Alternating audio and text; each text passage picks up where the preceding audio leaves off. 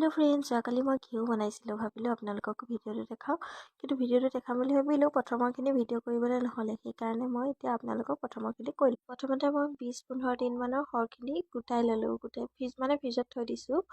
তাৰপিছত সেইখিনি ধুনীয়াকৈ মই গুড়ি কৰি ল'লোঁ। গুড়ি কৰিছোঁ মানে আপোনালোকে ফেটিবও পাৰে বা মিক্সিত দিও কৰি ল'ব পাৰে। মিক্সিত দিওঁতে কিন্তু বা এনেকৈ ফেটোতে পানী ব্যৱহাৰ নকৰিব আপোনালোকে। কিছুমান ভিডিঅ'ত পানী ব্যৱহাৰ কৰা দেখে, আপোনালোকে পানী ব্যৱহাৰ নকৰিব। গুড়ি হোৱাৰ পিছত আপোনালোকে অলপ পানী ল'ব। পানীখিনিত পিহি লোৱা সেই পানীখিনিত আপোনালোকে ধুই ল'ব। ধুই লওঁতে সেই উপঙি থকাখিনিয়ে ব্যৱহাৰ কৰিব। তাৰপিছতে পানী নোহোৱাকৈ আপোনালোকে সেইখিনি টুকি এটা পাত্ৰত থৈ যাব। তাৰপিছতে মই এতিয়া ভিডিঅ'ত দেখুওৱা ধৰণে আপোনালোকে পিছৰ প্ৰচেছখিনি কৰি যাব। বহুতে জানে বাৰু বনাব, কিন্তু মই মানে অলপ দেখাই দিলোঁ আৰু মই কেনেকৈ বনাওঁ। যদি বুজি নাপালে মই আকৌ বাৰু লং ভিডিঅ' এটা বনাম, আপোনালোকক ধুনীয়াকৈ দেখাম তেতিয়া।